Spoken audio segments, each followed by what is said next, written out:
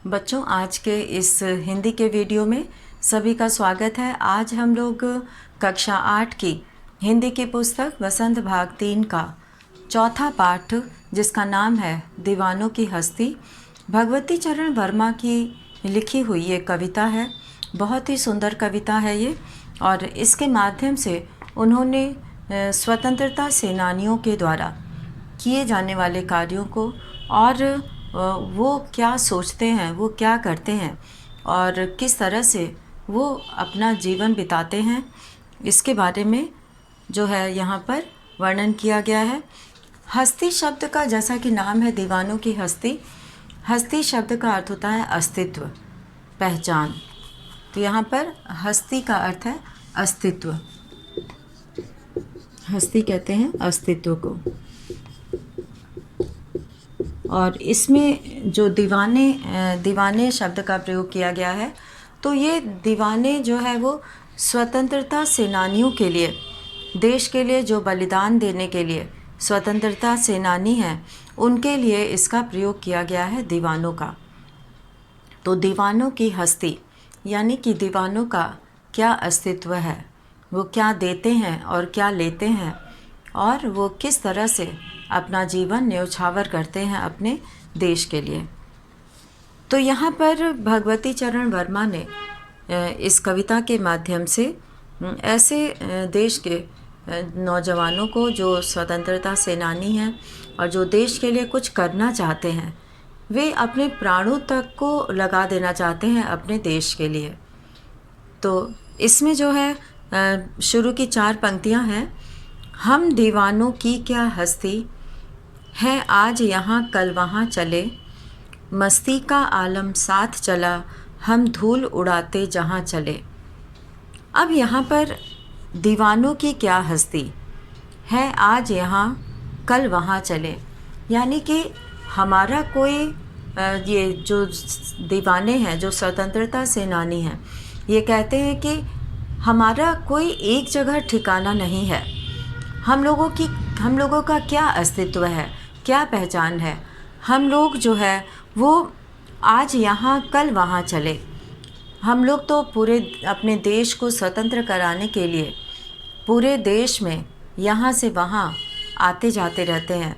तो जैसी आवश्यकता होती है, आज यहाँ है, आज यहाँ आवश्यकता है तो आज हम यहाँ हैं, और कल दूसरी जगह आवश्यकता होगी, वहाँ हमारी ज़रूरत होगी तो हम वहाँ चले जाएंगे।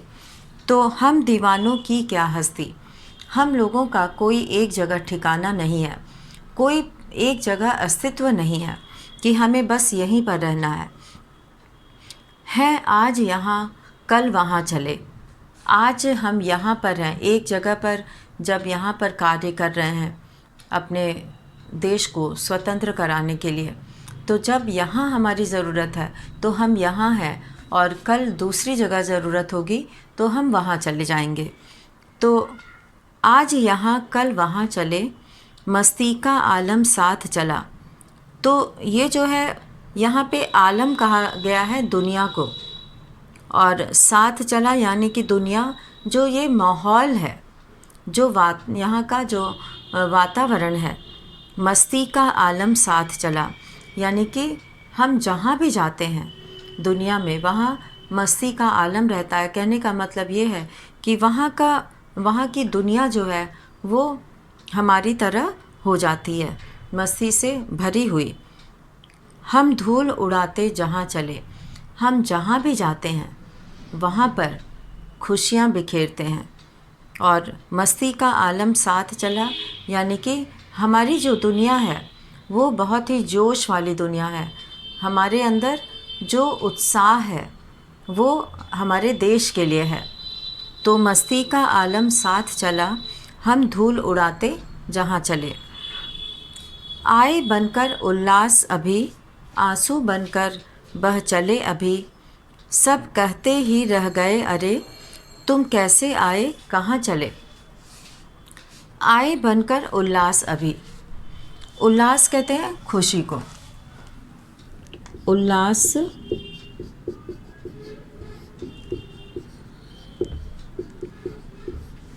उल्लास कहते हैं खुशी को। कवि कहते हैं कि ये आए बनकर उल्लास अभी, इनके आने से वहाँ पर खुशियाँ आ जाती हैं जहाँ पर ये आते हैं। तो उनके आने से अभी तो खुशियाँ मनाई जा रही थी कि अभी तो ये आए हैं, आंसू बनकर बह चले अभी, और अचानक से उनको वहाँ से जाना पड़ जाता है, क्योंकि अपने देश को स्वतंत्र कराने के लिए उन्हें अंग्रेज़ों से पकड़े जाने के डर से उन्हें यहाँ से वहाँ भागना पड़ता है, क्योंकि अंग्रेज़ ऐसे स्वतंत्रता सेनानियों को पकड़कर जेल में बंद कर दिया करते थे और उन पर आरोप लगाए जाते थे। तो ऐसे स्वतंत्रता सेनानियों को हमेशा अंग्रेज़ी सरकार से बच के रहना होता था और कार्य करना होता था अपने देश को स्वतंत्र कराने के लिए। तो आए बनकर उल्लास अभी, अभी अभी तो खुशी बनकर आए थे, और अभी अभी सब कहते ही रह गए, अरे तुम कैसे आए, कहाँ चले। और अभी तो आए हैं, अभी तो उनको लोगों ने मिलना जुलना शुरू किया, उनको देखा और कहते हैं कि अभी तो आए हो और अभी कहाँ चले, तुम कैसे आए, कहाँ चले, और तुम इतनी जल्दी आए और अब जाने की बात कह रहे हो। तो आए बनकर उल्लास अभी, आंसू बनकर बह चले अभी, और अभी तो तुम खुशी बनकर आए थे और अब आंसू बनकर चले गए। सब कहते ही रह गए, अरे तुम कैसे आए, कहाँ चले। और इसमें बहुत सारे ऐसे स्वतंत्रता सेनानी भी होते थे जो अपने प्राणों का बलिदान कर देते थे, और वे अंग्रेज़ी सरकारों से बच नहीं पाते थे। तो उनको जो है वो कब आते थे कब जाते थे किसी को पता नहीं चलता था। किस ओर चले यह मत पूछो, वो कहते थे कि मैं कहाँ जा रहा हूँ ये मत पूछो, क्योंकि अपने देश को स्वतंत्र कराने के लिए कहीं भी जाना पड़ जाए तो जाऊंगा। तो ये जो है पूछना व्यर्थ है कि तुम किस ओर चले, तुम कहाँ जा रहे हो। चलना है बस इसलिए चले, चलना है बस इसलिए चले, जग से उसका कुछ लिए चले, जग को अपना कुछ दिए चले। अब जिस संसार में व्यक्ति रहता है उस संसार के प्रति भी उसका कुछ कर्तव्य होता है। तो वो अपने कर्तव्य का पालन करने के लिए वो संसार से जो कुछ लेते हैं, उनका जो रहने के लिए, जीवन के लिए, तो ये जो संसार से उन्होंने लिया है,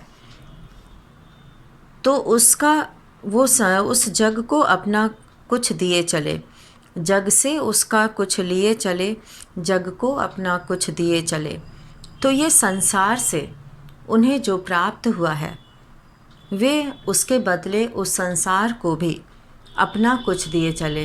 वे उस अपने देश के लिए जो बलिदान देते हैं, ये एक तरह से इस संसार में इन्हें जो प्राप्त हुआ है वो उसके बदले में अपने आप को बलिदान कर देते हैं।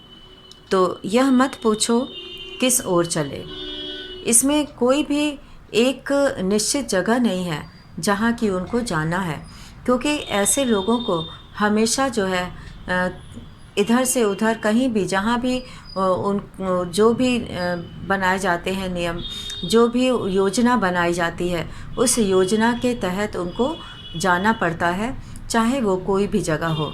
और उसमें भी इनको अंग्रेज़ी सरकार से बच के जाना है।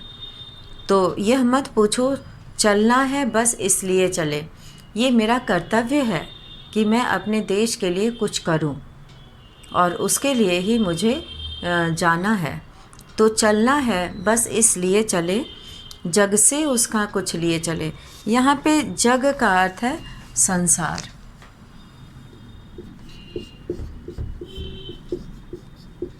जग का अर्थ है संसार।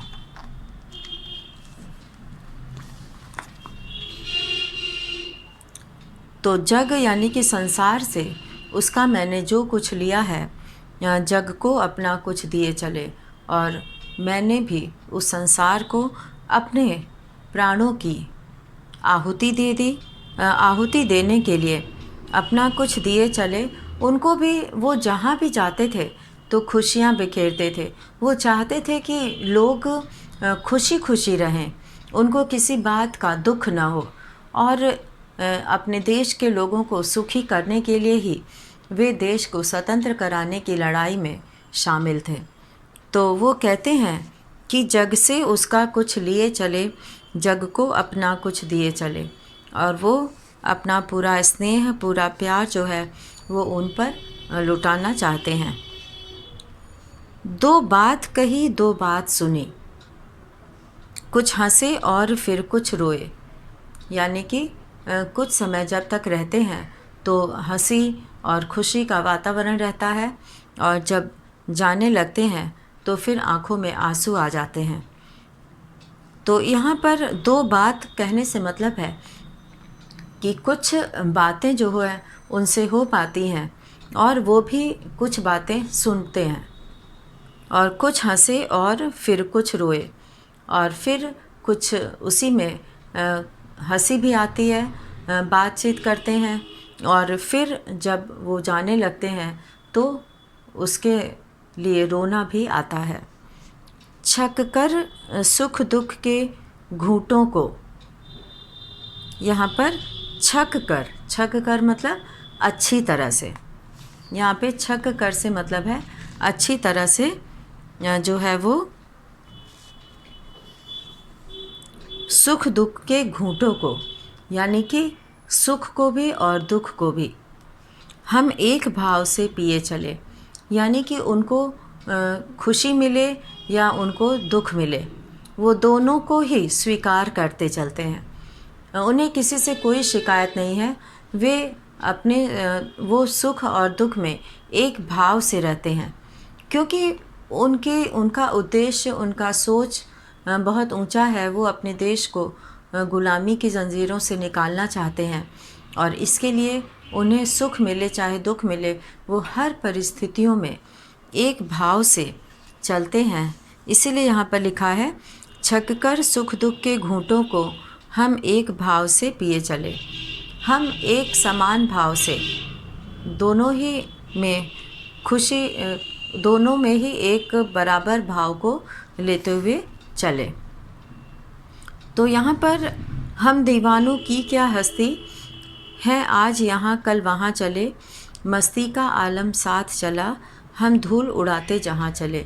धूल उड़ाने से मतलब है कि पूरे जोश और उत्साह के साथ ये अपने मार्ग में, अपने उद्देश्य की प्राप्ति के लिए वे बहुत ही जो है पूरी शक्ति के साथ, जो उत्साह के साथ वे जाते हैं। जैसे कि बहुत उससे जाने पर, बहुत जब एक साथ जाते हैं तो वो धूल उड़ती है। तो हम धूल उड़ाते जहाँ चले मतलब कि अपने उत्साह के साथ, खुशियों के साथ, और अपने उद्देश्य को पूरा करने के लिए वे मस्ती का आलम साथ चला।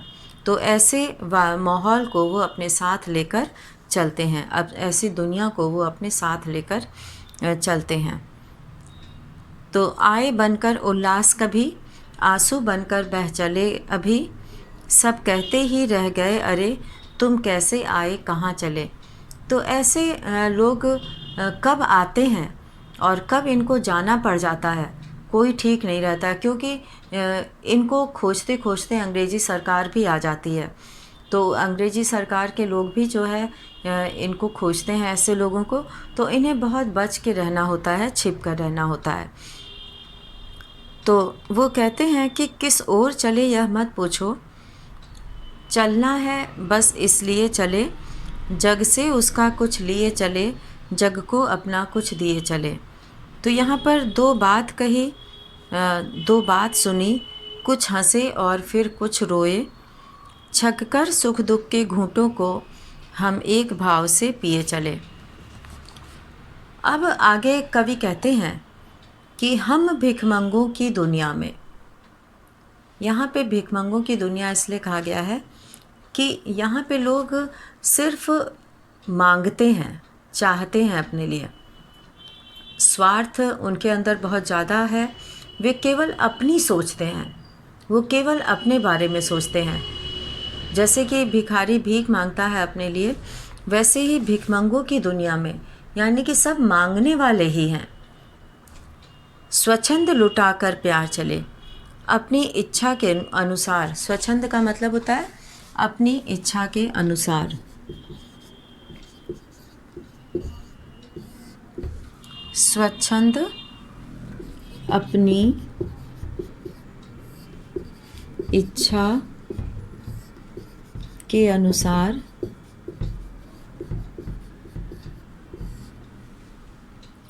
स्वच्छंद मतलब अपनी इच्छा के अनुसार लुटाकर प्यार चले। यहाँ पर सब मांगने वाले ही हैं, सब अपने लिए ही कुछ करना चाहते हैं, देश के लिए कुछ करने की नहीं सोचते। तो ऐसी दुनिया में स्वच्छंद लुटाकर प्यार चले।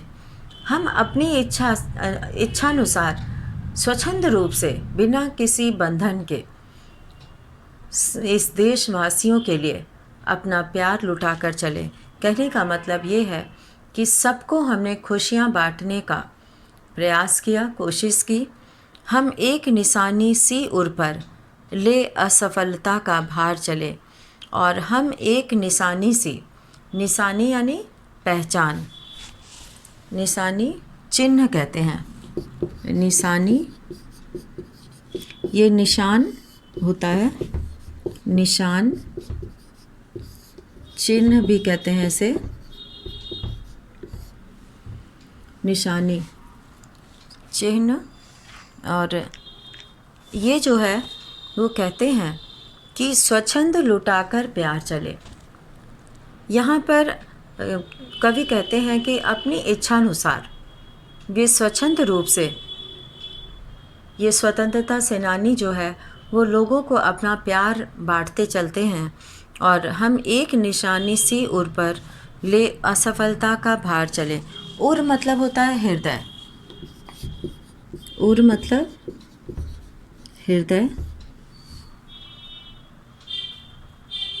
ले असफलता का भार चले। हमारे हृदय में केवल एक असफलता का बोझ है कि हमें इस काम में अभी तक सफलता नहीं मिली। तो असफल होने का जो एक निशान हमारे हृदय में है, केवल वही जो है हमारे लिए बोझ है, एक भार है, असफलता का भार। तो वो कहते हैं हम भिखमंगों की दुनिया में स्वच्छंद लुटाकर प्यार चले। हम इन मांगने वालों की दुनिया में, ये खाली लेने वाली दुनिया है, देने वाली दुनिया नहीं है। तो इस लेने वाली दुनिया में स्वच्छंद लुटाकर प्यार चले, यानी कि हम स्वतंत्र रूप से अपनी इच्छानुसार जो है प्यार लुटाकर, यानी कि प्यार बांटते हुए चले। हम एक निशानी सी उर पर ले असफलता का भार चले, असफलता का बोझ अपने हृदय पर लेकर चल रहे हैं। अब अपना और पराया क्या, अब अपना और पराया क्या, अब क्या इसमें अपना मतलब अपना है और क्या दूसरे का है। पराया मतलब दूसरे का। आबाद रहें रुकने वाले, अब जो इस दुनिया में हैं वे आबाद रहें, यानी कि वे सुखपूर्वक अपना जीवन बिताएं, उनको कोई कष्ट न हो। अगर हम इस दुनिया से चले भी जा रहे हैं, अगर हम देश के लिए कुर्बान हो जा रहे हैं, तो इस देश में रहने वाले लोग अब आबाद रहें रुकने वाले, जो यहाँ पर हैं वो लोग आबाद रहें, यानी कि खुशी खुशी अपना जीवन जिएं। हम स्वयं बंधे थे और स्वयं हम अपने बंधन तोड़ चले, और हम स्वयं इस कार्य में आगे आए थे, इस काम में हम स्वयं आगे आए थे। हमने स्वयं जो है ये मार्ग चुना था देश को गुलामी से बचाने का, तो ये मार्ग हमने स्वयं चुना था। तो इसमें स्वयं अपने बंधन तोड़ चले, और आज हम स्वयं अपने बंधन तोड़ चले, देश को स्वतंत्र कराने की दिशा में आगे बढ़ने के लिए वे अपने बंधन को तोड़ चलते हैं। तो भगवती चरण वर्मा ने इस कविता के माध्यम से ये प्रयास किया है कि किस तरह से जो स्वतंत्रता सेनानी होते हैं, जो देश को गुलामी से बचाने के कार्य में अपना योगदान दे रहे हैं, जो कष्ट झेल रहे हैं, जो यहाँ से वहाँ, जिनका कोई निश्चित ठिकाना नहीं है, और ये लोग जो है अपना पूरा जीवन लगा देते हैं दूसरों को खुशियाँ देने के लिए और दूसरों को आबाद करने के लिए, दूसरों को सुखी करने के लिए, ताकि वो अपना जीवन अच्छे से जी सके। तो यहाँ पर इसीलिए यहाँ पे भिखमंगों की दुनिया, यहाँ पर भिखमंगों की दुनिया इसलिए कही गई है कि यहाँ ये कहा गया है कि सब लेने वाले ही हैं, यानी कि सब अपने लिए चाहते हैं, कोई भी जो है वो दूसरों को कुछ देना नहीं चाहता। तो ये जो है जो स्वतंत्रता सेनानी हैं, जो ये लोग हैं, ये अपना पूरा जीवन इस काम में लगा देते हैं, और फिर भी सफल नहीं होने पर उनके ऊपर, उनके हृदय में ये एक असफलता का बोझ बनकर रह जाता है कि वे अपने देश को स्वतंत्र नहीं करा पाए। तो ये जो असफलता का बोझ है, ये उनके हृदय पर जो है बना रहता है। तो अब अपना और पराया क्या, यहाँ पर अपना और पराया यानी कि क्या अपना है और क्या दूसरे का है, ये सब भूल कर आबाद रहे रुकने वाले। यहाँ पर इस देश में जो लोग हैं, अभी जो लोग जीवित हैं, जो लोग हैं, जो रह रहे हैं, वे आबाद रहें, उनकी खुशियों के लिए ये कुछ करना चाहते हैं। तो इसीलिए वे जो है वो कहते हैं कि हम स्वयं बंधे थे और स्वयं हम अपने बंधन तोड़ चले। और वो कहते हैं कि अपने देश के लोगों को खुशहाल बनाने के लिए, उनका जीवन खुशहाल बनाने के लिए हमने ये मार्ग स्वयं चुना था। तो हम स्वयं बंधे थे, यानी कि इस काम में हमने स्वयं ये चुनाव किया था कि हमें ये करना है। तो हम स्वयं बंधे थे और स्वयं हम अपने बंधन तोड़ चले, और हम अपने बंधन को खुद ही तोड़ रहे हैं। तो इस तरह से वे अपने जीवन को अपने देश के लिए कुर्बान करने के लिए तैयार हैं। तो इस तरह से वो कहते हैं कि हम स्वयं ही अपना बंधन तोड़ चले। तो इस तरह से दीवानों की हस्ती, यानी कि ये दीवाने जो है, ये स्वतंत्रता सेनानियों के लिए प्रयोग किया गया है। तो इसमें जो है ऐसे लोग जो है अपना पूरा जीवन दूसरों को, अपने देश के लोगों को खुशहाल बनाने के लिए ये जो है वो पूरी तरह से आगे आते हैं। और इनका जीवन इतना कठिन होता है, ये ऐसी कठिन परिस्थितियों से गुजरते हैं कि इन्हें खुद नहीं पता होता कि इनका आज का दिन कहाँ बीत रहा है और वो कल कहाँ होंगे। तो जैसी आवश्यकता होती है इनको, वो आते हैं, और कब जाना होता है ये कोई निश्चित नहीं होता। तो इनके आने जाने का जो है वो कहते हैं कि हमसे मत पूछो कि आज हम यहाँ हैं तो कल कहाँ होंगे। तो यहाँ पर कवि कहते हैं कि इनके जो है ये जहाँ जाते हैं वहीं खुशियाँ बिखेरते हैं। तो इनका जो है उद्देश्य है लोगों को खुशियाँ बांटना, उनका जीवन खुशियों से भर देना, और इसीलिए वे जहाँ जाते हैं वहाँ खुशियाँ ही खुशियाँ बांटते हैं। तो ये जो है अपने लिए कुछ नहीं चाहते, ये देश के लोगों के लिए ये चाहते हैं कि वे अपने आप को खुशहाल बनाएं और गुलामी से उनको मुक्ति मिले। तो इस तरह से इस कविता में जो है वो कहते हैं कि हम दीवानों की क्या हस्ती है, अर्थात हम दीवानों का अस्तित्व क्या है, क्या पहचान है। क्योंकि ये आज यहाँ है कल वहाँ है, कहने का मतलब ये है कि वो जगह बदलते रहते थे ताकि वो अंग्रेज़ों की नज़र से बच सकें। तो उस समय जो है हमारा देश गुलाम था और अंग्रेज़ जो है ऐसे लोगों को नज़र रखते थे और इनको भी उनसे बच के रहना होता था। तो इसीलिए ये इनका कोई एक ठिकाना नहीं होता था, ये जहाँ जाते थे वहीं खुशियाँ बिखेरते थे। और इसीलिए यहाँ पे देखो, यहाँ लिखा है कि मस्ती का आलम साथ चला, हम धूल उड़ाते जहाँ चले। और यहाँ पर खुशियाँ बिखेरना, दूसरों के सुख दुख में उनका साथ देना, और जब ये आते हैं तो खुशियाँ लेकर आते हैं, और जब जाने लगते हैं तो लोगों की आंखों में आंसू आ जाते हैं। तो ये जो है यहाँ पे ये वर्णन किया गया है। और इसमें जो है दो बात कही दो बात सुनी, यहाँ पर दो बात कही दो बात सुनी। जब वो आते हैं तो वो लोगों की बातों को भी सुनते हैं और लोग उनकी बातों को भी सुनते हैं।